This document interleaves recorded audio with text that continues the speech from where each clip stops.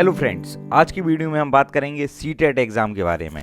Last 15 days में CTET exam की तैयारी कैसे करी जाए। आज हम बात करेंगे सारे सब्जेक्ट्स की और उनका एनालिसिस करेंगे।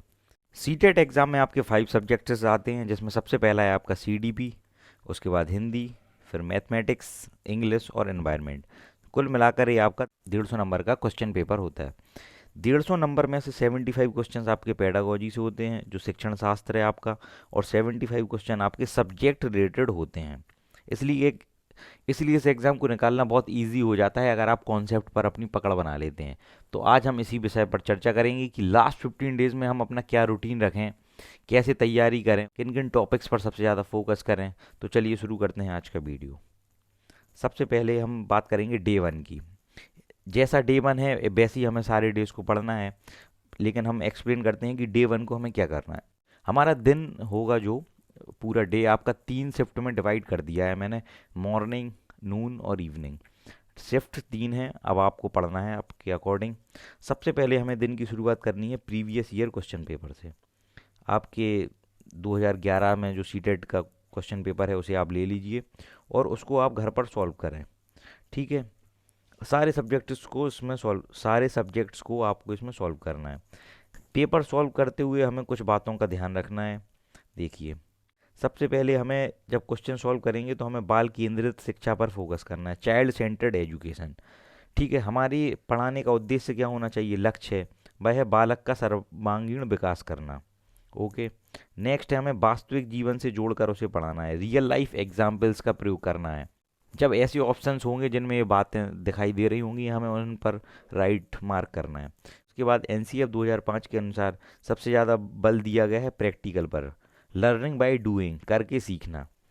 और उसके बाद बच्चे की सक्रिय भागीदारी, एक्टिव पार्टिसिपेशन। उसके बाद खेल खेल में सीखना, लर्निंग बाय प्लेइंग। और सबसे लास्ट में बच्चे को क्या करना, समृद्ध वातावरण एवं उचित अवसर प्रदान करना। ऐसे बिंदु हमें जिस ऑप्शंस में मिलेंगे उस पर हमें राइट क्लिक करना जब सकारात्मक क्वेश्चन पूछा जाए। ठीक है, अब हम बात करेंगे अपने शिफ्ट पे। हमें ये तो हो गया हमें प्रीवियस ईयर कैसे सॉल्व करना है। उसके बाद ऑल सब्जेक्ट हमें सॉल्व करने ही करने हैं और ये भी बता दिया है कैसे सॉल्व करने हैं। उसके बाद हमें कुछ चीज़ों का याद रखना है। जब हम क्वेश्चन पेपर सॉल्व करेंगे तो हमें कुछ इंपॉर्टेंट टॉपिक्स नोट डाउन कर लेने हैं और कीवर्ड्स नोट डाउन कर लेने हैं जिन पर हमें मैक्सिमम फोकस करना है। कुछ एग्जाम्पल के लिए हम देख लेते हैं सीडीपी के, चाइल्ड डेवलपमेंट एंड साइकोलॉजी, जैसे जीन प्याजे हुए, वाइगोत्स्की, कोहेलबर्ग, वृद्धि एवं विकास का टॉपिक, वातावरण, आनुवांशिकी। ऐसे टॉपिक हैं ये हर बार आपके एग्ज़ाम में पूछे जाते हैं, तो इन पर हमें सबसे ज़्यादा फोकस करना है। ऐसे ही इंपॉर्टेंट टॉपिक्स और कीवर्ड्स का हमें ध्यान रखना है और ये बातें हमें प्रीवियस ईयर क्वेश्चन को सॉल्व करते हुए ध्यान में रखनी है। उसके बाद आता है आपका शिफ्ट 2। डे टाइम में आपको क्या करना है, जो आपने इंपॉर्टेंट टॉपिक्स और कीवर्ड सेलेक्ट करे थे, ठीक है, उन्हें हमें अच्छे से पढ़ना है। उन्हें अपने नोट से भी पढ़ सकते हैं आप, बुक्स से भी कंप्लीट कर सकते हैं, यूट्यूब में किसी भी चैनल से आप उसको देख सकते हैं, या फिर आप गूगल पर सर्च करके भी उसे पढ़ सकते हैं, जैसे भी आपका मन करे। लेकिन उस टॉपिक को हमें क्या करना है उसी दिन कंप्लीट। ओके, उसके बाद आप एक काम और कर सकते हैं, जैसे ही आप उन टॉपिक्स को पढ़ेंगे तो कुछ शॉर्ट नोट्स बना लें उनके, एक पेज में ही कुछ पॉइंट्स मार्क्स कर लें, कुछ पॉइंट्स लिख लें। तो उससे क्या होगा, एग्ज़ाम टाइम पर आप एक दिन में ही पूरा रिवाइज कर पाएंगे। इसलिए शॉर्ट्स नोट्स आप ज़रूर बना लें, क्योंकि एग्ज़ाम टाइम पर आप इजीली रिवाइज कर पाएंगे। उसके बाद आती है आपकी शिफ्ट 3। शिफ्ट 3 मतलब इवनिंग। इवनिंग में भी कर सकते हैं, नाइट में भी, जब भी आप पढ़ते हैं ये आपका शेड्यूल होगा। बस हमें ये चीज़ें फॉलो करनी है। अब हमें क्या करना है, again practice previous year question which was wrong in the morning.